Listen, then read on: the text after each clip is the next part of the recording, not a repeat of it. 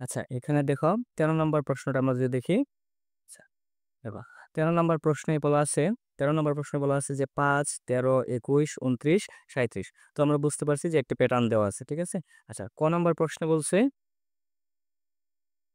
হুম, সবাই ক নম্বর প্রশ্নটা খেয়াল করো, যে ক নম্বর প্রশ্নে বলছে 29 ও 37কে দুইটি স্বাভাবিক সংখ্যার বর্গের সমষ্টি রূপে প্রকাশ করতে। অর্থাৎ এমন দুইটা সংখ্যা নিতে হবে যাদেরকে বর্গ করলে এই 29 বর্গ করে যোগ করলে 29 এবং 37 এর সমান হবে। হ্যাঁ, যে 29 যোগ করলে 29 হবে এবং অপরটার ক্ষেত্রে 37 হবে, ঠিক আছে।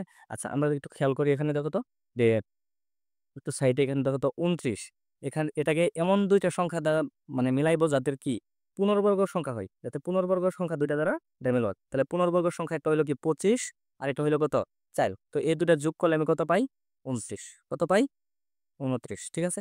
আবার দেখো 37 এর ক্ষেত্রে এমন দুইটা নিব যেগুলো কি পূর্ণবর্গ দুইটা সংখ্যা নিব। তো পূর্ণবর্গ সংখ্যা দুইটা নিয়ে যদি 36 নেই, আরেকটা কত এক যদি নেই, তাহলে কত হয় 37। এক কিন্তু পূর্ণবর্গ সংখ্যা কেমনে, যে একের উপর যদি আমরা বর্গ করি, একের উপর যদি বর্গ করি তখন কি হয়, 1 × 1 সমান সমান কত হয়, একই হয়। তাহলে এক কি একটা পূর্ণবর্গ সংখ্যা, যেই সংখ্যার উপর বর্গ করলে, কোনো সংখ্যার উপর বর্গ করলে সেই সংখ্যা পাওয়া যায়, তাকে পূর্ণবর্গ সংখ্যা বলে, ঠিক আছে। আচ্ছা, এখানে দেখো তাহলে আমরা কি করবো, এভাবে করার চেষ্টা করি। হ্যাঁ, তাহলে দেখো কি বলছে যে 29 এবং 37কে স্বাভাবিক সংখ্যার বর্গের সমষ্টি রূপে প্রকাশ করো। তাহলে আমরা লিখবো যে ও 37কে দুটি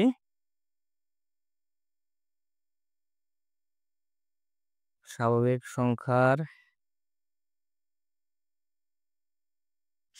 সংখ্যার সমষ্টি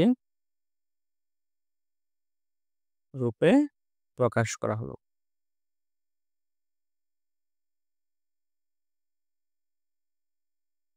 ঠিক আছে। স্বাভাবিক রূপে প্রকাশ করা হলো, ঠিক আছে, খেয়াল করো একটা। তাহলে দেখো তো কি করা যায়, আমরা 29 কিভাবে লিখতে পারি, 25 যোগ 4 সমান সমান কত হয় 29।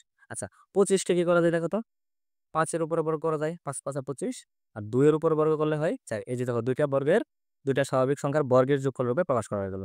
আবার আমরা দেখো তো 37-এর জন্য কি করতে পারি, দেখো 37-এর জন্য লিখতে পারি কি 36 যোগ 1 সমান সমান কত হয়, 6-এর উপর বর্গ করলে হয় 36, সরি, 6-এর উপর বর্গ করলে হয় 36 যোগ 1-এর উপর বর্গ করলে হয় 1। তাহলে 36 যোগ 1 কত হচ্ছে 37। তাহলে এই দুটো সংখ্যা পাওয়া যায়, ঠিক আছে।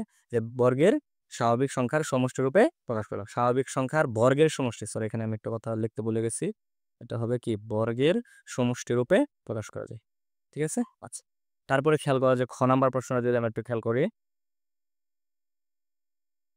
হুম, খ নাম্বার প্রশ্নটা একটু খেয়াল করো সকলেই। হ্যাঁ, খেয়াল করো, বলছে কি তালিকার পরবর্তী 4টি সংখ্যা নির্ণয় করো। তালিকার পরবর্তী 4টি সংখ্যা নির্ণয় করো। তাহলে আগে লিখবো কি দেওয়া আছে প্যাটার্নটি, যে প্যাটার্নটি দেওয়া আছে তা লিখবো, যে দেওয়া আছে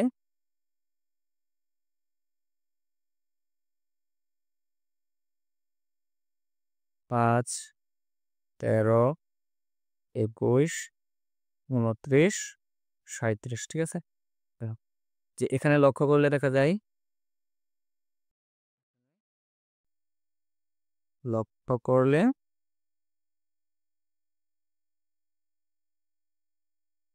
দেখা যায়, এখানে দেখো তো কি হয়েছে, 5 থেকে 13 কত বৃদ্ধি পাইছে 8, 13 থেকে 21 কত বৃদ্ধি পাইছে 8, 13 21 থেকে 29 8, 29 থেকে 37 8। অর্থাৎ প্রতি ক্ষেত্রে 8 করে বৃদ্ধি পাচ্ছে, যে পূর্ববর্তী সংখ্যা থেকে পরবর্তী সংখ্যাটি 8 করে বেশি আছে। তাহলে লক্ষ্য করলে দেখা যায় প্রতি ক্ষেত্রে প্রতিবার 8 করে বৃদ্ধি পাচ্ছে, 8 করে বৃদ্ধি পাচ্ছে, ঠিক আছে। সুতরাং পরবর্তী 4টি সংখ্যা কি হবে, এই যে এটার সাথে আরো 8 যোগ করবো, পরে যেটা পাবো এটার সাথে আরো 8 যোগ করবো, এটা যেটা পাবো এটার সাথে আরো 8, এভাবে পরবর্তী 4টি সংখ্যা নির্ণয় করা যাবে। সুতরাং তালিকার তালিকার পরবর্তী 4টি সংখ্যা হবে, হ্যাঁ দেখো তো পরবর্তী 4টি সংখ্যা কত হবে, 37 যোগ 8 সমান সমান কত হয়। আচ্ছা, তালিকার পরবর্তী 4টি সংখ্যা হবে যে 37 যোগ 8, 37-এর সাথে 8 যোগ করলে হয় আমার 45, কত হয় 45, ঠিক আছে। আচ্ছা, তারপরে দাও কি পাবা, এটা কিন্তু পাইছি কি পরবর্তী তালিকার পরবর্তী দেখো একক 1 2 3 4 5, তাহলে 6তম পদ বার হলো। হ্যাঁ, 6তম পদ হলো 45, তাহলে 7তম পদ কি হবে? 45-এর সাথে কি করা লাগবে? আরো 8 যোগ করা লাগবে। তাহলে কত হবে আমার? 45-এর সাথে যোগ করলে 8 5 13 3 হাতের আছে কত 1, তাহলে 53। কত হবে? 53। তারপরে কি করা লাগবে? পরবর্তী পদটা হবে কত? 53-এর সাথে আরো 8 যোগ করা লাগবে। হবে কত?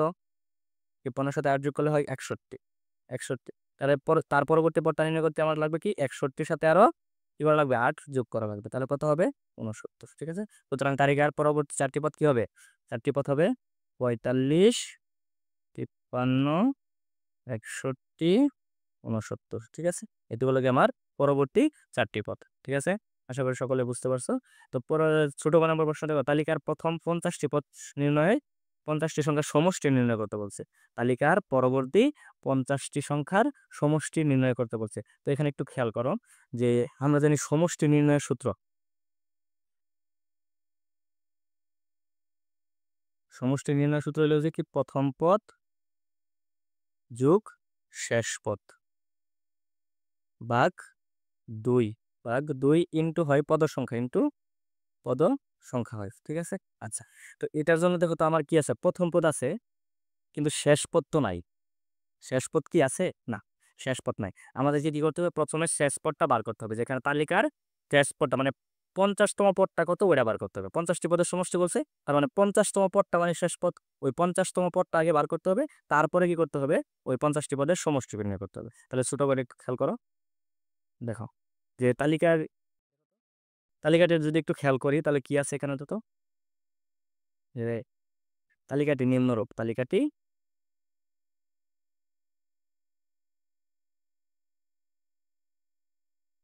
নিম্নরূপ। ঠিক আছে। তালিকাটি নিম্নরূপ কিরকম? 5, 13, 21, 29, 37। ঠিক আছে। আচ্ছা, দেখো তো তালিকায় প্রতিবার কত? প্রতিবার প্রতিবার কি করছে? 8 করে বৃদ্ধি পাচ্ছে। আচ্ছা, সুতরাং তালিকাটির বীজগণিতীয় রাশি বা প্যাটার্নটির বীজগণিতীয় রাশি। সুতরাং দেখবো যে কি তালিকাটির বীজগণিতীয়